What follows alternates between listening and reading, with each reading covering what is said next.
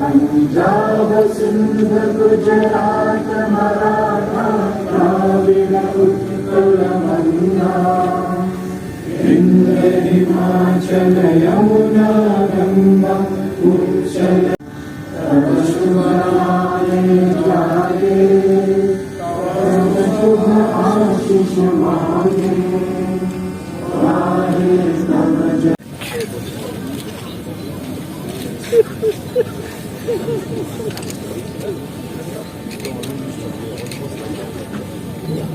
ठीक है बना के लगा के सन 1985 में अपनी जान की परवाह न किए बिना अत्यधिक ऊंचाई वाले क्षेत्रों में एक अत्यंत कठिन कार्य को पूरा किया। 1962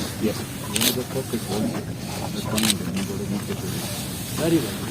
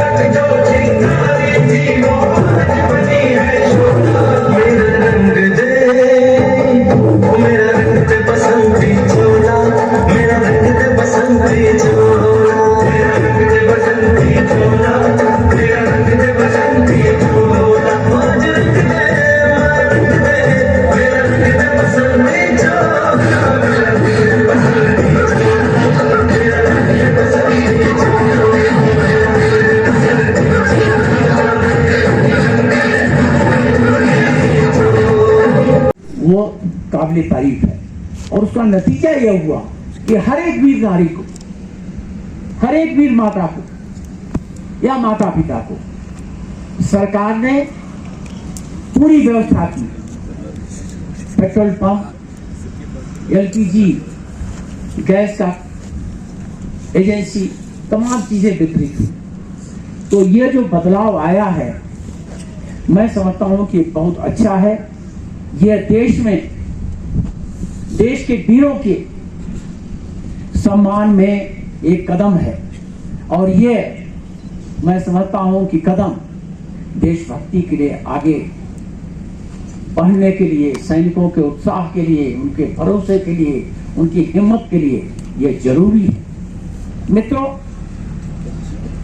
हमारे अभी के प्रधानमंत्री माननीय मोदी जी कोई भी ऐसा होली का त्योहार नहीं होता है जब वो सैनिकों के साथ न मनाए। कभी भी वो सोचते हैं तो सोचते हैं सैनिक के बारे में।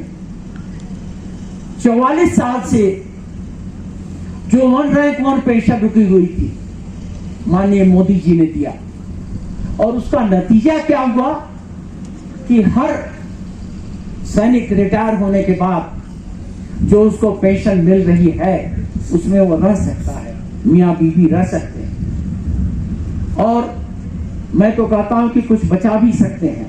और मैं अगर आपको एक एग्जांपल दूं तो आपको ताजुब हो जाएगा। जब 1 रैंक 1 पेंशन आई, मैं रिटायर हो गया था, ब्रिगेडियर की पेंशन ड्रा करता था। 2017 में मेरा अपॉइंटमेंट गवर्नर के तरीके से हो गया 2017 में अरुणाचल प्रदेश में। तो तो जब मुझे पहली पे मिली गवर्नर की, तो मेरी पेंशन से सिर्फ 6,000 रुपए ज्यादा थी। आप समझ सकते हो कि 1 रैंक 1 पेंशन से लोगों को कितना तसल्ली हुआ होगा, अपना घर मैनेज करने में कितनी सहूलियत हुई होगी।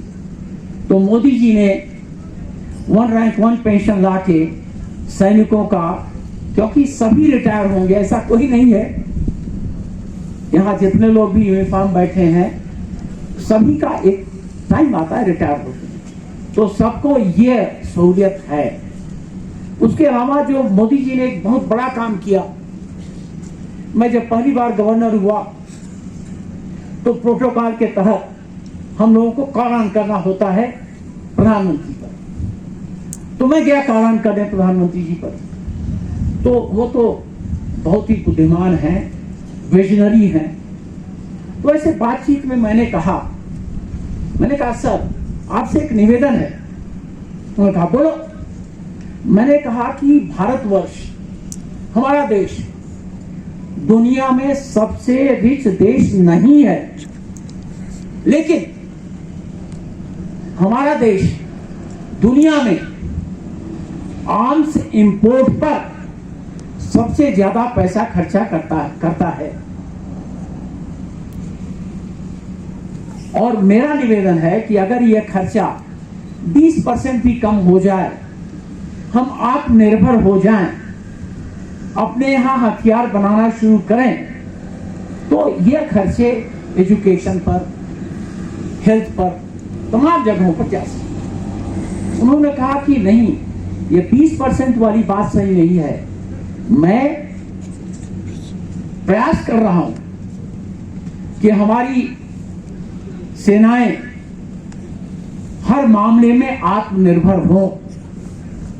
तो उसका नतीजा क्या हुआ? अब हम ब्रह्मोस मिसाइल एक्सपोर्ट कर रहे हैं। भारत का जो तेजस लाइट कॉम्बैट एयरक्राफ्ट है, उसके लिए 5-6 देश आके यहां समझौता करें, भाई इतने में दे दो। और उसी के साथ साथ तमाम ऐसे और भी उपकरण है, जैसे हेलीकॉप्टर। हमारे यहाँ जो हेलीकॉप्टर, आर्म्ड हेलीकॉप्टर बन रहा है, उसकी डिमांड फॉरेन में आ गई। तो ये बहुत बड़ी बात है, और यह सब यही प्रूव करता है कि हमारा जो शीर्ष नेतृत्व है वो, उसके साथ मिलकर हम सब लोग अपनी सेनाओं को काबिल रखें और उनको हर वो माहौल प्रोड्यूस दें जहां पर वो अच्छी तरह से हमारे देश की रक्षा कर सकें।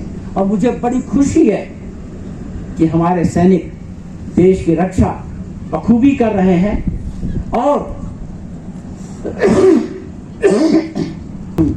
तो मुझे लगता है कि हम अपनी 1 स्क्वायर इंच जमीन भी दुश्मन को लेने नहीं देंगे। अगर कोशिश करेगा तो he will get bloody nose. तो यह बहुत बड़ी बात है। और हमारे लेह में कुछ फैसिलिटीज हमारे सर्विसमैनों को हैं। मैं कोशिश करूंगा कि कारगिल में भी ऐसी कुछ फैसिलिटी हो। भावना में जितने काम हो रहे हैं उसको उसी तरीके से आगे बढ़ाते रहें, हर क्षेत्र में जहां पर हमारे दोस्त डिप्लॉयड हैं। जो स्कूल चला रहे हैं आप, बड़ा क्रेडिटेबल है, और इसमें ज्यादा से ज्यादा बच्चों को अगर आप सहूलियत देंगे कंपटीशन की तैयारी का या एजुकेशन का, तो बहुत ही अच्छा होगा। एक नया हमारे देश में बहुत ही नॉवेल आइडिया है। इसमें हालांकि कुछ गुमराह लोगों ने इसका कुछ क्रिटिसिज्म किया, और क्रिटिसिज्म भी बहुत रॉन्ग तरीके से किया। तो मैं समझता हूं कि हमारे 14 कोर में जहां भी हमारे यूनिट्स डिप्लॉयड हैं, वहां के जो बच्चे हैं, एलिजिबल हैं, इनको अग्निवीर के लिए तैयार करें।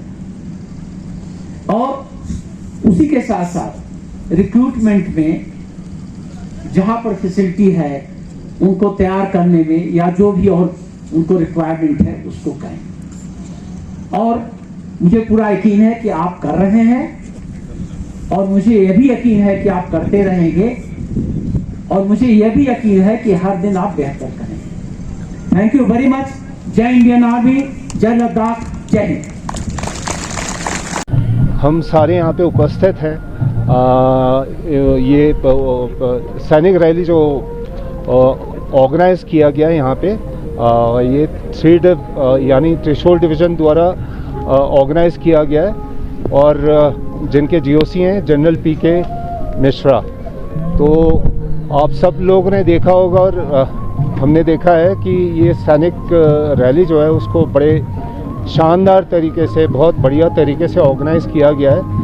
और इसके जो चीफ गेस्ट हैं वो हमारे गवर्नर साहब, brigadier doctor retired BK Mishra जो हैं वो आए थे यहाँ पे।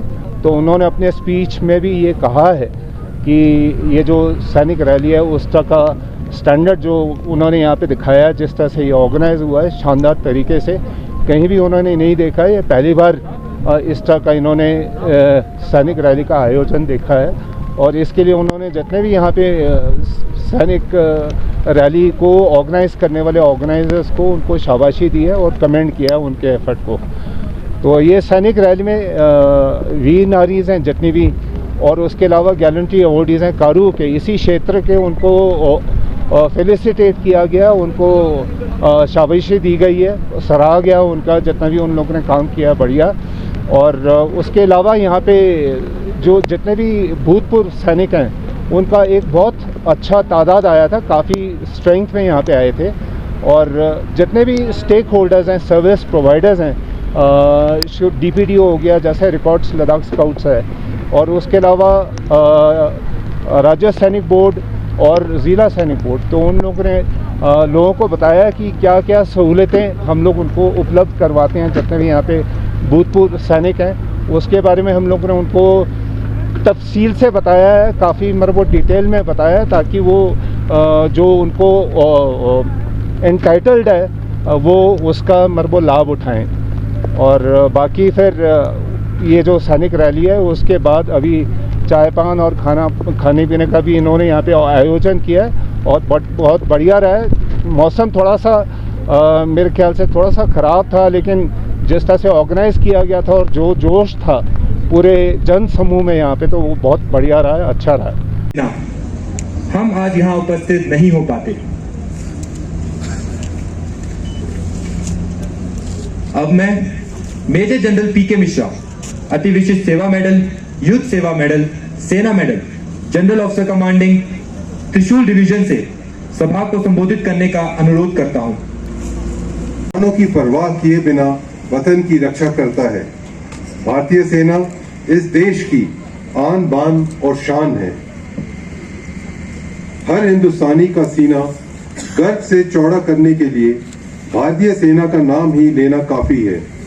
भारतीय सेना के इस गौरवशाली इतिहास को इस मुकाम पर पहुंचाने में लद्दाख के सैनिकों का त्याग व बलिदान एक बहुत महत्वपूर्ण भूमिका रखता है।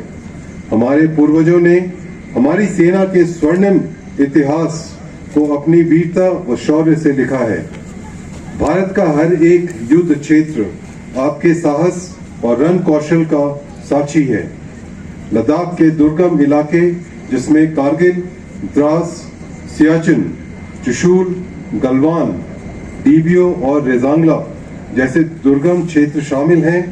इन इलाकों में कई ऐतिहासिक लड़ाइयां लड़ी गई हैं, जिसमें लद्दाखी सैनिकों का प्रदर्शन सराहनीय है।